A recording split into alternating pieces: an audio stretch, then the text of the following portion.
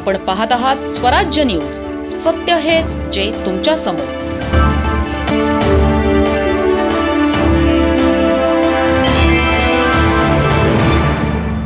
पारोळा तालुक्याला काल पावसाने झोडपले. पारोळा तालुक्यातील ग्रामीण भागात काल सकाळपासून मुसळधार पावसाने हजेरी लावत शेती पिकांचे मोठ्या प्रमाणात नुकसान केले. ऐन मोसमात तोंडात आलेला शेतकऱ्यांचा घास पाण्यात जाताना दिसत आहे. पारोळा तालुक्यातील मेहू, जोगलखेडे, हनुमंतखेडे, रसमणी, भांडण, चोरवड, मंगरुळ, वाघरा, वाघरी, वाडी या गावांच्या शेती पिकाला मोठ्या प्रमाणात पावसामुळे नुकसान झाले आहे. नुकसानग्रस्त शेतकऱ्यांना महाराष्ट्र शेतकरी संघटनेचे सुनील देवरे यांनी प्रत्यक्ष शेतात जाऊन पाहणी करून शेतकऱ्यांचे सांत्वन केले.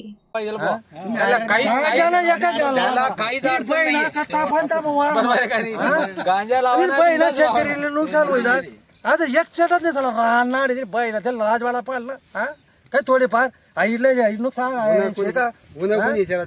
काय कोण उन्हा का दिवसभर राहणे कोण कर भाऊ तुला कितला पाणी पडणार कितलं नुकसान जाय काय जाय उन्हा का गांजा लेखा हा त्याला खाजा चला चालला तापा तापा चालला तो आमदार तो खासदार तिने तो पोलीस स्टेशन तिने कलेक्टर चालला तो तहसीलदार वारमा आणि आडे आडे कोण करी आणि आडे सकाळ कोण तपास नाही आडे आई कुठे काही त्याला पाणी तुम्ही ये वारमा नुकसान होई गया काय बोने पडी गया काय लोसन करी का म्हणून आडे 2000 मागते ना काटावाला 2000 काटावाला काढली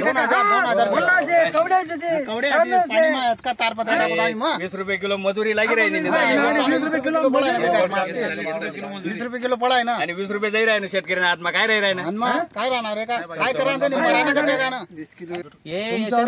मी एकटा किती आरोड्या मारत बसलो पण आजच्या आपल्या लोकशाहीमध्ये डोकी मोजली जातात. तुमच्या गावी किती लोक आहेत, शेतकरी किती जागृत आहे, कारण की आता जागृत व्हावं लागेल.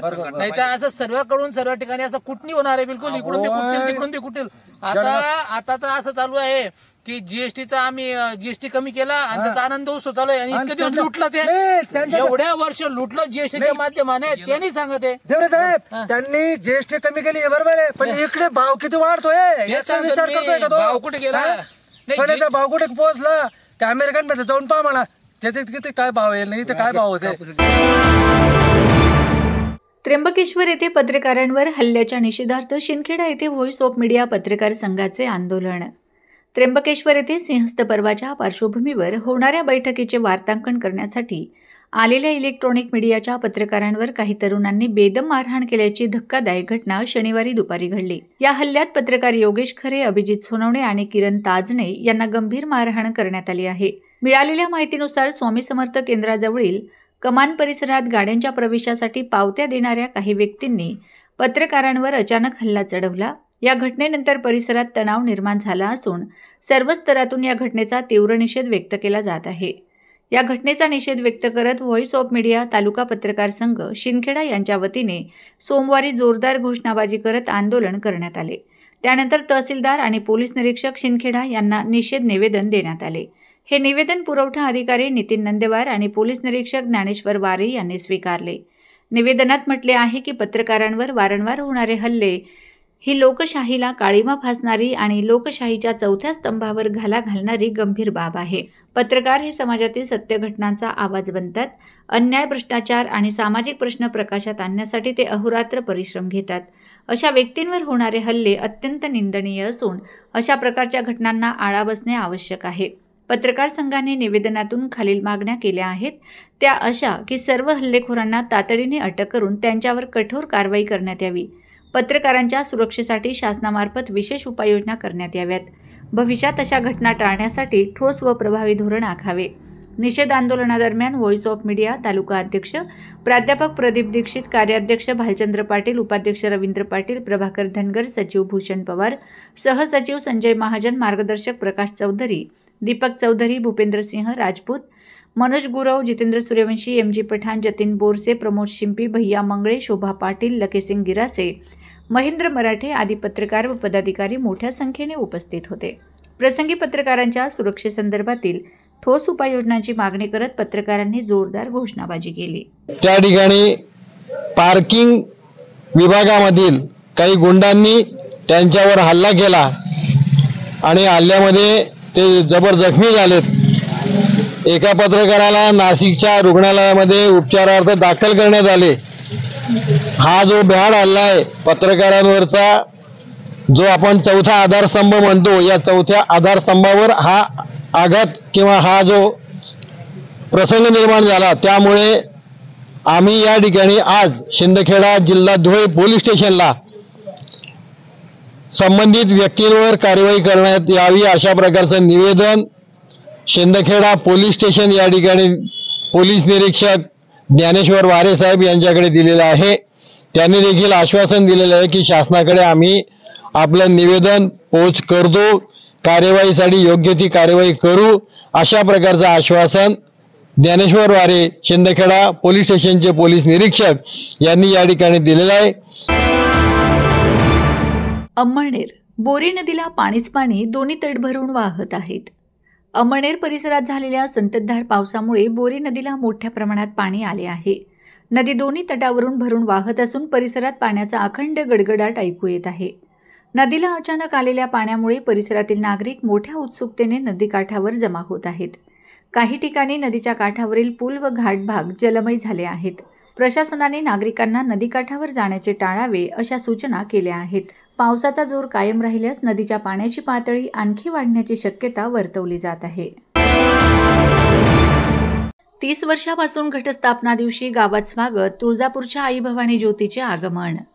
धुळे तालुक्यातील निमकुळ येथील तरुण व ग्रामस्थ यांनी पायी पदयात्रा करून तुळजापूर येथून आई तुळजाभवानीची ज्योत पायी दौड करीत 35 ते 40 भाविकांनी गावात आणली. या ज्योतीचे सर्व ग्रामस्थांतर्फे घरोघरी रांगोळ्या काढून स्वागत करण्यात आले. गावातून वाजत गाजत मिरवणूक काढून प्रत्येकाने दीप प्रज्वलन केले. त्यामुळे गावात भक्तिमय वातावरण तयार झाले. यावेळी महिला वर्ग, लहान मोठे अबालवृद्ध ज्योतीचे दर्शनासाठी येथील मंदिरावर येत आहेत. त्यामुळे गावात नवचैतन्य व भक्तिमय भावना निर्माण होत असून तरुणांचा खरोखर अभिमान वाटत असल्याचे ज्येष्ठांकडून कौतुक होत आहे. ही प्रथा 30 वर्षांची परंपरा कधीही खंडित झाली नाही आणि बरोबर घटस्थापना दिनी गावात पोहोचवून एक नवा आदर्श निर्माण केला आहे. यात ऋषिकेश मोरे, गणेश मोरे, अमोल सोनवणे, वाल्मिक चित्ते, चेतन मोरे, अमोल राजपूत, पांडू मराठे, भावडू राजपूत, विजय मोरे, पंकज मराठे, महेंद्र मोरे, दादू सोनवणे, नागेश ठाकरे, सचिन पगारे, विजय सोनवणे, प्रणव सोनवणे, राकेश महाजन, मनोज सोनवणे आदी युवकांनी तुळजापूर येथे जाऊन ज्योत तुळजापूर ते निमगुळ पायी यात्रा करत आणली. नाशिक जिल्ह्यातील त्र्यंबकेश्वर येथे पत्रकारांवर झालेल्या हल्ल्यासंदर्भात कठोर कारवाई करावी, धुळे जिल्हा मराठी पत्रकार संघाची मागणी. धुळे जिल्हा मराठी पत्रकार संघातर्फे नाशिक जिल्ह्यातील त्र्यंबकेश्वर येथे पत्रकारांवर झालेल्या हल्ल्याच्या संदर्भात धुळे जिल्हाधिकारी यांना निवेदन देऊन मागणी केली की आगामी काळात महाकुंभमेळ्याचे आयोजन करण्यात येणार आहे. या निमित्ताने घेण्यात आलेल्या बैठकीचे वृत्त संकलन करण्यासाठी विभागीय वाहिन्यांमध्ये काम करणारे पत्रकार योगेश खरे, अभिजित सोनवणे, किरण ताजने हे गेले होते. या पत्रकारांचे वाहन त्र्यंबकेश्वर येथे अडवण्यात आले. त्यांच्याकडून पार्किंगच्या नावाखाली पैसे मागण्यात आले. या पत्रकारांनी आपण वृत्तसंकलनासाठी जात असल्याने सहकार्य करण्याची विनंती केली. मात्र पैशांची मागणी करणाऱ्या गुंड प्रवृत्तीच्या तरुणांनी या पत्रकारांवर जीवघेणा हल्ला चढवला. पत्रकार गंभीर जखमी झाले असून ते सध्या रुग्णालयात उपचार घेत आहेत. या प्रकरणात गुन्हा दाखल करण्यात आला असून आरोपींची ओळख देखील पटलेली आहे. मात्र शासनाने या निमित्ताने आणखी कायदेशीर प्रक्रिया राबवण्याची आवश्यकता आहे. त्र्यंबकेश्वर येथे वाहन तळाच्या नावाखाली नगरपालिकेने हा ठेका देण्यासाठी केलेला ठराव तपासून संबंधित ठेकेदाराला किती पैसे वसुलीचे उद्दिष्ट देण्यात आले आहे याची तातडीने तपासणी करण्यात यावी. असा ठेका देऊन पैसे वसुलीसाठी गुन्हेगारी प्रवृत्तीच्या तरुणांचा वापर होत असल्यास ठेकेदारावर देखील गंभीर स्वरूपाची कारवाई करण्याची आवश्यकता आहे. विशेष म्हणजे महाराष्ट्रातील बऱ्याच तीर्थक्षेत्रांवर ठेक्याच्या नावाखाली वाहन चालकांची अडवणूक करण्याचा प्रकार सर्रासपणे होतो. प्रत्यक्षात संबंधित नगरपालिका अशा पद्धतीने पार्किंगचे पैसे वसुली करण्याचा ठराव देखील करत नाही. मात्र बेकायदेशीरपणे पैसे वसुलीचे हे रॅकेट सर्रासपणे चालवले जात असल्याच्या अनेक तक्रारी आहेत. या निमित्ताने शासनाच्या माध्यमातून आपण तीर्थक्षेत्रावर वाहन तळाच्या नावाखाली पैसे वसूल करणाऱ्या बेकायदेशीर पद्धतीला चाप लावण्याचे काम करण्यात यावे. तसेच महाराष्ट्रातील प्रत्येक तीर्थस्थळ आणि पर्यटन क्षेत्र असणाऱ्या ग्रामपंचायतीचा ठराव आणि पार्किंगच्या दरांचा ठळक फलक लावण्याची देखील सक्ती करण्यात यावी. असे केल्यास पारदर्शकता येण्यास मदत होईल. त्याचप्रमाणे वृत्तसंकलनासाठी जाणाऱ्या पत्रकारांना त्यांचे वाहन लावण्यासाठी यातून सूट देण्यासाठी आदेश शासनाच्या माध्यमातून देण्यात यावेत. या संदर्भात धुळे जिल्हा मराठी पत्रकार संघाने केलेल्या मागण्या शासन स्तरावर देखील कळवून यावर उपाययोजना करण्यात यावी अशी मागणी करण्यात आली. यावेळी संघाचे ज्येष्ठ पदाधिकारी महेश घुगे, रमेश दाणे, हेमंत मदाणे, बी.डी. पाटील, जसपाल सिंग राजपूत, संघाचे अध्यक्ष निंबानाना मराठे, पी.एन. पाटील, संचालक महिला पदाधिकारी शोभाताई आखाडे, मनोज भाऊ गर्दे, प्रदीप जाधव, श्रीकृष्ण बेडसे, सुनील पाटील, जुनेद पिंजारी, तव्वा अन्सारी, डॉनिल मकासरे, बी.के. सूर्यवंशी, विजय पाठक, पप्पू अन्सारी, बापू अहिरे, सागर खरात, गणेश पवार आदी सदस्य उपस्थित होते. या पद्धतीने गुंड लोकांकडे पैसे वसुलीचं काम दिलं जातं. ते कोणालाही ओळखत नाही, फक्त पैशाला ओळखतात आणि ते प्रत्येकाकडून मोठ्या प्रमाणामध्ये पैसा खेचण्याचं काम करतात. त्र्यंबकेश्वर येथे असंच झालेलं आहे. पत्रकारांनी 4 वेळा सांगितलं की आम्ही इथे पर्यटक म्हणून आलेलो नाही, आम्ही पत्रकार म्हणून इथे जी साधू संतांची जे शिबिर भरतंय आपल्या कुंभमेळ्याच्या अगोदर, त्याच्यामध्ये काय कामकाज आणि काय निर्णय होता हे घेण्यासाठी आम्ही इथे आलेलो आहे. हे सगळं वारंवार सांगून देखील त्यांना त्या ठिकाणी बेदम मारहाण करण्यात आली. हातात मिळेल त्या वस्तूने त्यांना त्यांच्यावर प्रहार करण्यात आले. यामध्ये एका पत्रकाराच्या डोक्याला फार गंभीर इजा झालेली आहे आणि तो अजूनही बेशुद्ध अवस्थेमध्ये आहे. ही बाब संपूर्ण महाराष्ट्राच्या दृष्टीने अतिशय चुकीची, घाण, वाईट अशी बाब घडलेली आहे. आम्ही शासनाकडे मागणी केलेली आहे की या संदर्भामध्ये तुम्ही सखोल चौकशी करून संबंधितांवरती जास्तीत जास्त गुन्हे दाखल करा. त्याचबरोबर हे गुन्हेगारी प्रवृत्तीचे लोक आहे, त्यांच्यावर पूर्वीचे पण गुन्हे असण्याची शक्यता आहे. याही गुन्ह्यांचा तपास करा आणि त्यांना मोका लावा, त्यांच्यावर कडक कारवाई करा अशी मागणी आमची आहे आणि ही मागणी आम्ही लावून धरू. आणि अशाच प्रकारे महाराष्ट्रभर मराठी पत्रकार संघाच्या वतीने निषेध केला जातोय. महाराष्ट्र नाभिक महामंडळाचे धुळे जिल्हाधिकाऱ्यांना निवेदन. धोबी व नाभिक समाजाला अनुसूचित जातींमध्ये समाविष्ट करण्याबाबत महाराष्ट्र नाभिक महामंडळ यांनी आज अधिकाऱ्यांना निवेदन दिले. भारत सरकारने दिनांक 26 जुलै 1985 रोजी एक महत्त्वाचे परिपत्रक जारी करून देशातील सर्व राज्यांना निर्देशित केले होते की धोबी समाज व नाभिक समाज यांचा समावेश अनुसूचित जातीमध्ये करण्यात यावा याची स्पष्ट नोंद परिपत्रकात होती. परंतु अत्यंत दुःखाची गोष्ट अशी की केंद्र परिपत्रकाची अंमलबजावणी राज्य शासनाकडून झाली नाही. अनेक राज्यांनी या आदेशाकडे दुर्लक्ष केले. विशेषतः महाराष्ट्र राज्यात या आदेशाची नोंद घेतली गेली नाही. परिणामी आजही धोबी व नाभिक समाज SC मध्ये समाविष्ट झालेला नाही. ही बाब अत्यंत अन्यायकारक असून समाजावर अन्याय होत आहे. या आशयाचे लेखी निवेदन महाराष्ट्र नाभिक महामंडळातर्फे धुळे जिल्हाधिकाऱ्यांना देण्यात आले. माननीय कलेक्टर साहेब मॅडम यांना आम्ही भेटण्यासाठी आलेलं निवेदन देण्यासाठी. विषय धोबी व नाभिक समाजाचा यांना खूप वर्षापासून अनेक सेंट्रल गव्हर्नमेंटमध्ये आले, अनेक गेले, अनेक पक्ष आले, अनेक पक्ष गेले.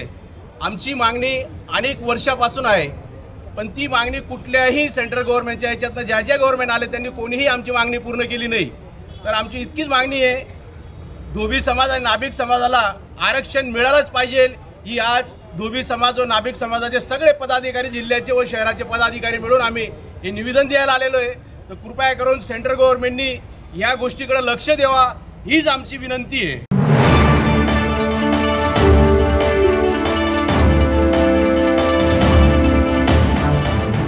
आपण पाहत आहात स्वराज्य न्यूज. सत्य हेच जे तुमच्या समोर.